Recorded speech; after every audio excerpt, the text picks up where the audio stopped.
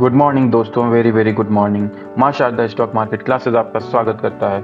आज हम एक नई जानकारी लेके आपके लिए आए हैं। आज वो जानकारी क्या है, आइए देखते हैं। तो ये जानकारी है स्टॉक मार्केट चार्जेस के बारे में, मतलब कि स्टॉक मार्केट में आपसे क्या क्या चार्ज लिया जाता है। तो हम देखते हैं कि सबसे पहला चार्ज जो हमें लगता है वो ब्रोकरेज होता है। और अगर इक्विटी डिलीवरी में काम कर रहे हैं तो बहुत सारे ब्रोकर जीरो ब्रोकरेज लेते हैं। लेकिन अगर हम इंट्राडे में काम कर रहे हैं तो 0.03% या 20 रुपीज़ जो भी कम होगा वो आपसे लिया जाएगा। और वहीं हम फ्यूचर्स में काम कर रहे हैं तो 0.03% या 20 रुपीज़ पर एग्जीक्यूटेड ऑर्डर जो भी कम होगा वो आपसे लिया जाएगा। और ऑप्शंस में अगर काम कर रहे हैं तो फ्लैट 20 रुपीज़ पर एग्जीक्यूटेड ऑर्डर, मतलब कि बाई करने पे भी 20 रुपीज़ और सेल करने पे भी 20 रुपीज़ लगेगा।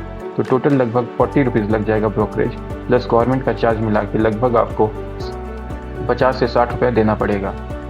तो 50 से 60 रुपये लगभग हो जाता है ये। और मैं इसका सॉल्यूशन भी आपको लास्ट में बताऊंगा, तो इसलिए वीडियो लास्ट तक देखें और सारी जानकारी ले लें। और उसके बाद हम देखते हैं कि अगला चार्ज कौन सा लगता है, सिक्योरिटीज़ कमोडिटीज़ ट्रांजैक्शन टैक्स। ये गवर्नमेंट के द्वारा लिया जाता है और एक्सचेंज पे ट्रांजैक्शन करने के लिए लिया जाता है। और ये बाई और सेल दोनों साइड लगता है। अगर हम इक्विटी डिलीवरी में कर रहे हैं, मतलब शेयर को आज खरीद के रख के 3-4 दिन बाद बेच रहे हैं, तो ये बाई करने पे भी लगता है, सेल करने पे भी लगता है। लेकिन अगर हम इंट्राडे ट्रेडिंग कर रहे हैं, फ्यूचर ऑप्शन में कर रहे हैं, तो ये सिर्फ सेल करने पे ही लगता है।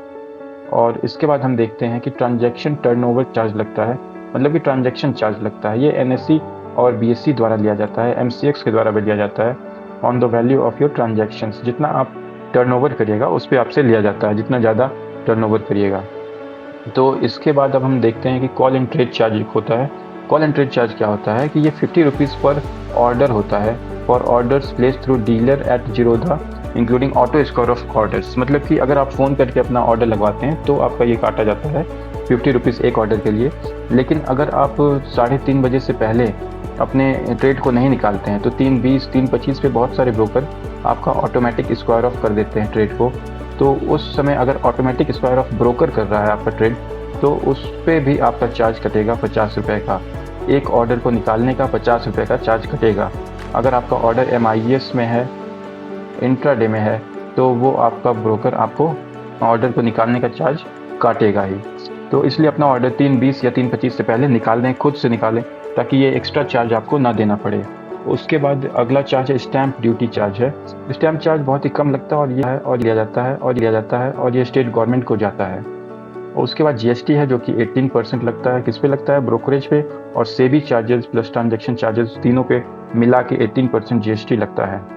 उसके बाद एक सेबी चार्ज होता है जो कि चार्ज किया जाता है 10 रुपये 1 करोड़ पे टर्नओवर पे, प्लस GST भी लगता है उस पर। तो ये बहुत ही कम चार्ज होता है, इससे ज़्यादा फर्क नहीं पड़ता है हमें। उसके बाद DP चार्ज होता है, डिपॉजिटरी पार्टिसिपेंट चार्जेस।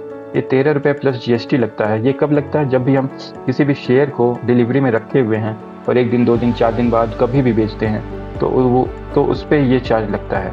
और ये कब काटा जाता है? जब हम स्टॉक्स को सोल्ड करते हैं, सेल करते हैं, और ये चार्ज किया जाता है CDSL के द्वारा।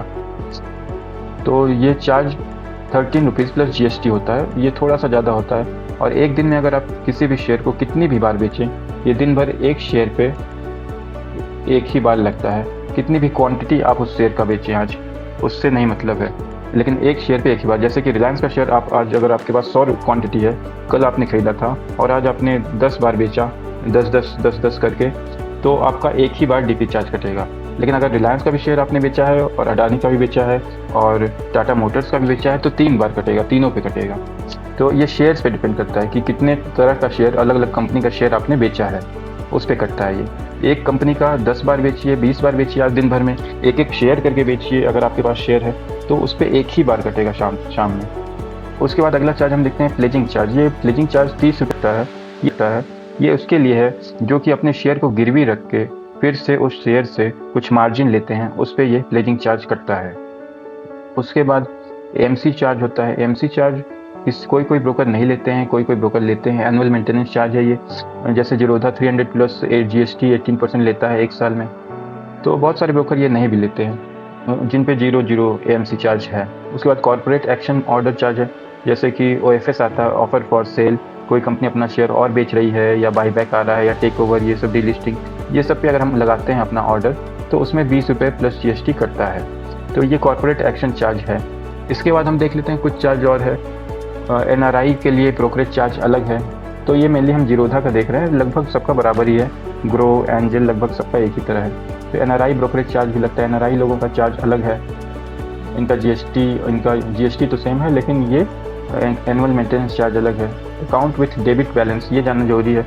बहुत लोगों को नहीं पता होता है कि अकाउंट अगर आपका निगेटिव बैलेंस में है, माइनस में है, तो आपका चार्ज देखिए इस पर डबल हो गया, 40 रुपीज़ पर एग्जीक्यूटेड ऑर्डर इंस्टेड ऑफ 20 पर ऑर्डर। तो अकाउंट को अपना कभी भी निगेटिव में ना रखें। कुछ ना कुछ पैसा अपने डीमैट अकाउंट में 5 पे 10 पे पॉजिटिव में ही रखें, निगेटिव में मत रखें। नहीं तो आपको एक और चार्ज लग जाता है, जो कि होता है ये डिलेड पेमेंट चार्जेस। ये इंटरेस्ट लगता है आपको, उस माइनस जो रहेगा उस पर आपको इंटरेस्ट लगाया जाता है।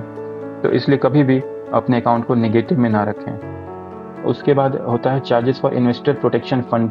ये बहुत ही छोटा चार्ज है जो कि NSE के द्वारा लिया जाता है। इससे ज़्यादा फर्क नहीं पड़ता। ये आपके उस पर लगता है, टर्नओवर पे लगता है, तो ये बहुत ही कम लगता है, इससे ज़्यादा फर्क नहीं पड़ता। ऑफ मार्केट ट्रांसफर चार्ज 25 रुपये और 0.03% ऑफ द ट्रांसफ़र वैल्यू। मतलब कि आप अपने शेयर को अगर कहीं ट्रांसफ़र कर रहे हैं तो उस पर ये चार्ज लगता है।